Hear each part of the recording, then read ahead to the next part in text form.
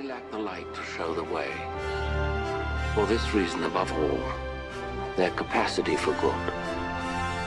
I have sent them you, my only son.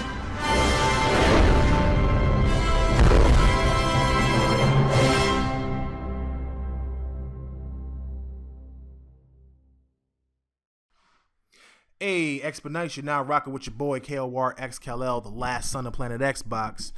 And this is your new Xbox One experience. I had a few guys out there on the Twitter feed that had a concern about the new Xbox One experience and felt that it took a step backwards and they didn't like it. Everyone is entitled to their opinion. But for those of you who may feel like you don't know how to navigate the system or it takes too long to do certain things, a few button clicks here or there actually navigates super quickly. The user interface is a lot faster than it originally was. And I'll be honest with you, and I hate to say this because I really love my Kinect, but I've used my Kinect less for navigating now because of the way they designed the new user interface. First of all, analog stick is your friend. Like, let's just get this out of the way. Analog stick is your friend when you're on the dashboard. You hit the left stick, right to the right, boom, thing pops up immediately. Your friends pop up immediately. I didn't have to wait. I didn't have to wait for it to time itself in. I didn't have to wait for that little circle thing to pop up like normally, like it used to do in the profile section. It immediately pops up. As you can see, Tick Podcast member B Money 101 is over there playing Rise of the Tomb Raider, and Core Clan is in full effect playing Call of Duty and a few other titles. You have your party system, you have your messaging system, which is super quick as well compared to the old way that it was. You can actually come right over, for example, click right into a message and everything pops up. As you can see, Anchorman hits me up and he's going on about Fallout 4. This guy is just in love with Fallout 4. But yeah, you know, he goes on about Fallout 4 and it's so quick to just easily open up. Boom, messages pop right up. It's simple, it's quick, it's to the point. Some people thought that, oh, you know, how would it work if the messages was coming up and would it take a long time? No, not at all. It's absolutely quick and it just pops up. It's just super fast what they did. Notifications are really easy now. You don't have to worry about a cluster, you know what, of notifications. They're all grouped, and if you want to clear them out, you can clear them out. And obviously at the bottom here, you have your settings area. I do like the fact that they put the Kinect mic for chat right there, because initially, if you couldn't get your headset on in time when you joined the party, you would have to actually go into the settings menu, go into the Kinect menu just to turn the mic off. But the mic is right there now. So it's real quick and it's to the point. And to get out of this, you can either press B or right on the analog stick. And right on the left analog stick. Let me just make that clear. I love the way the new dash is set up. You have backgrounds. This is Tomb Raider that I have hanging up here. It shows you the last 4 things in this little area right here of what you were actually currently playing or watching or whatever you were into. As you can see, I had Crunchyroll, movies, the One Guide, and then Sling TV. And if you press right trigger, it'll take you right down to My Games and Apps. Now, I like the pins area because, first of all, they give you more pins. You can actually add more things compared to the original UI. In My Games and Apps, it's fairly simple. It's the same thing. It's right there. You don't have to go to you know, your profile or anything like that to get to My Games and Apps. It's right there, kind of like on the original menu. One of my gripes right now, though, is that there is a little bug where all of your cover art isn't showing up for your games. You know, I have a few titles, obviously, where some of the games aren't showing up, but it's all good. I think that will be taken care of in due time. As you can see, I have a ton of games, and the Xbox 360 backwards compatibility just made my library go up a little bit more than I was expecting. So that's really cool. And I'm sitting at 71.4% on my 2 terabyte hard drive, and I still have 635.3 gigs left. So that's really cool as well. And it's the same thing for apps. Apps is the same way. They really didn't change anything in this area in particular, but I do like the fact that they added the 360 games with the same library. Now, the one issue that some people have, if I can get to the end, is that they can't hide these waiting to be installed games. And yeah, man, it kind of sucks. I think they'll fix that. That's another gripe people have. And obviously we all would like to get rid of that, but I think they leave it up there because if you have, for example, Dungeon Siege 3, I just downloaded that, or actually queued that on the Xbox.com store, as well as Dirt 3. I queued that on the Xbox.com store, and boom, they're both there, sitting in my library, ready to be downloaded. And that's really cool. I think they just put it up there so that you can see, look, you have games ready to download, because if it was closed, you would never see them. But they should give you the option. I think those two things will be fixed in time. Now, if you want to go back up, left trigger, boom. You want to go down, right trigger, boom. It's really that simple. Right bumper takes you over to the community area. Community area is a lot cleaner than it was before. I still feel like they could add more things to it. The Major Nelson section is okay. It's not bad. But they just released a calendar app, and I feel like that calendar app should just be embedded on the site. Like, not the site, it should be embedded on the user interface. Like, I just don't understand why it wouldn't be embedded. It's cool that they have this, but if you're in the community area, keep this, drop this down somewhere, and put the calendar right under here so we can see the latest game releases. We can see the latest events, the latest, hottest Twitch streams. Little things like that I think would be really cool if they did that. I don't know if they ever will, but I'm making a suggestion, and if anybody from the Xbox team is listening, that'd be something to do instead of letting us look at an app, because most people won't be looking at an app calendar. It'd be better if it was just right there on the screen and we all can see it. My favorite section is the one guy area. The one guy area is really cool because you can literally favorite what you love about your best entertainment apps, and it will give you the newest shows, it will give you the newest releases, and it will give you the most updated content of whatever you're watching or whatever you're into. You can actually break it down to where you only want comedies, or you only want one particular type of movie or TV show to appear, and that will only be the thing that appears. For example, I have YouTube. I don't really care for anything on YouTube, honestly, other than some of our podcasters out there and some of the podcasts that we watch. But I do like, the trailers. I do like animations and film. So I clicked on that, and boom, it pops up right up on my dash. If I go to something like Stars, for example, when you open it up, it gives you all these apps, and you can literally just favorite what you want in that particular app. So for Stars, you have comedy, you have originals, you have popular, you have kids. I didn't highlight kids because I don't watch kid films. I highlighted drama, I highlighted action. And what that will do is it will take these things that you see here and give me the most up-to-date and latest things and run it right on the One Guide. And you can do that for multiple apps. I've done it for HBO. I've done it for Sling TV. I've done it for Epix. I've done it for, obviously, YouTube and Crunchyroll.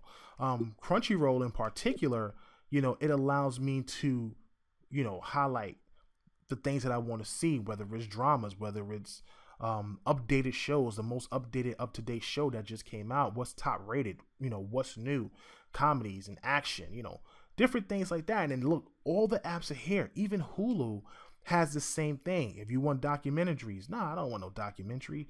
No, I just give me popular shows. Give me, foreign films, martial arts and things like that. Give me animation. Those things you can actually highlight as you go deeper and deeper into the app's interface and highlight what you want, and it will appear. It'll rotate. Don't get me wrong. They won't put everything up there, but it will rotate, and they will give you the coolest, most up-to-date things in the new One Guy area, and I love it. I just love the way it's designed. I love the way it's set up. Now, much hasn't changed with the store, at least internally.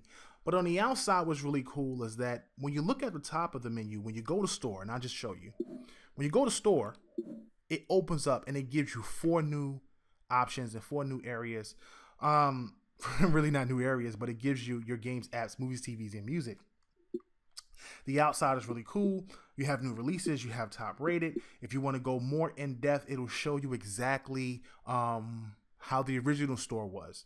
And then it obviously gives you what's out right now and what's hot, what you should be playing, what is the most popular game right here on the front of the dash in this big giant display. Same thing over here in the apps section. You have the 2 most popular apps. Underneath here, it'll give you more popular apps, and then you'll see new releases, new things that has come out in the app section. Movies and TV is very similar, and so is music. And really, this is just done left bumper, right bumper, just going back and forth is really cool. Now, a lot of people want to know, how quickly do games start up with the new Xbox One experience? Well, let's test it out. Let's see what happens.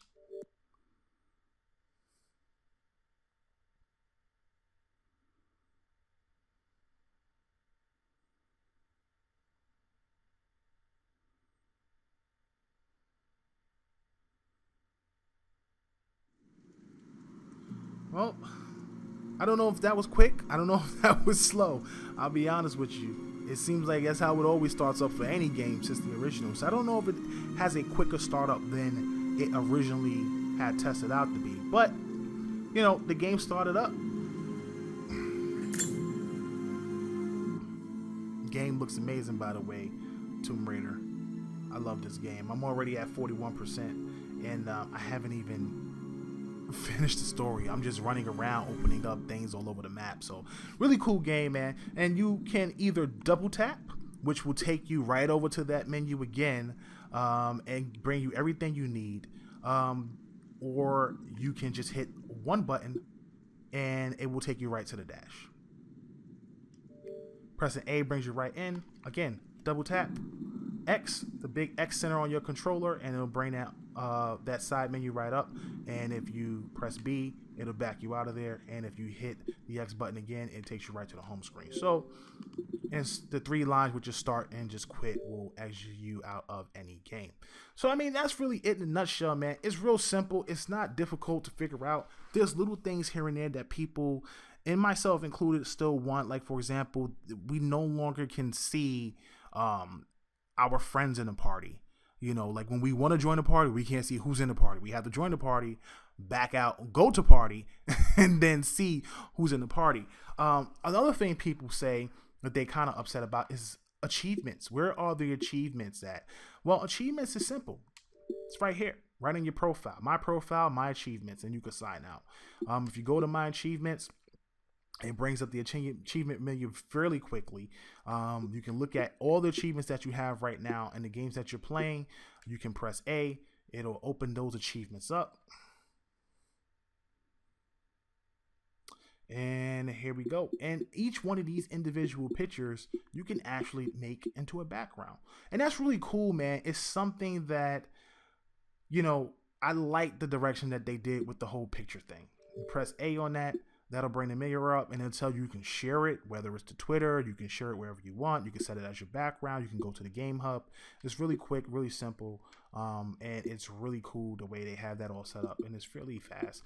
So, you know, with time, guys, you'll learn how everything works. It's really not difficult, but it is much faster than the original UI. It's quicker to get to everything. Like I said, left stick is your friend. And I barely use my Kinect for anything anymore. I mean, other than opening up some apps, like TV apps or something like that, I really don't use my Kinect for navigation and things like that. So they've done an excellent job with it. And it kind of made me realize that the original Xbox user face was just a bunch of hidden things. I didn't say user code. I gotta be careful when I say that word, you know, X and then box. So the original user interface, it had a lot of things embedded in it. So because it had so many things embedded in it, using the Kinect for it was essential just to get to what you wanted to get. And because the way they designed this new user interface, you don't really have to say anything. You just click a button, boom, and you're there. And I'm not sure if that makes the Kinect even more obsolete. Other than for Twitch streaming or maybe some minor things here and there, but they keep building this Xbox to the point that you don't need a Kinect. It's really starting to look like it was kind of pointless to include in the first place, but it's been 2 years, so I really can't say that. I don't know what Connect, what the future for Connect holds. I can't really call it, but I still like the peripheral. I still like what they did with it, but using it less really makes it feel like the Connect is worthless unless you're using it for motion controls or something else, which, by the way, you can't even have motion controls for your user interface anymore. It's been completely removed. I don't know what that is, but we'll find out tomorrow. We speak with Mike Ybarra, and that show will be releasing Friday at 1 p.m. So tune in Friday at 1. Check it out on iTunes, Windows, Apple, and YouTube. I said Windows, Apple. Check it out on iTunes, Android, and Windows. And of course, check it out on YouTube. We will have the full interview, and you can hear some of our writers' thoughts on TICGN.com and take the most key points of what we were talking about and just break it down into a nice little article for you guys out there who just want to read instead of listening into the show. But I think listening to the show will be better because you'll get better detail and actually hear a great conversation between myself and Mike Ybarra. So keep it locked, man. Tick Podcast, the premier podcast for Xbox One. And here's my little tutorial for the new Xbox One experience. I'll be doing a Super Pod Shot on Wednesday and releasing a Tick Podcast tomorrow night. I'm your boy and host KOR SKLL, the last on the planet Xbox, and I'm off this planet. Peace.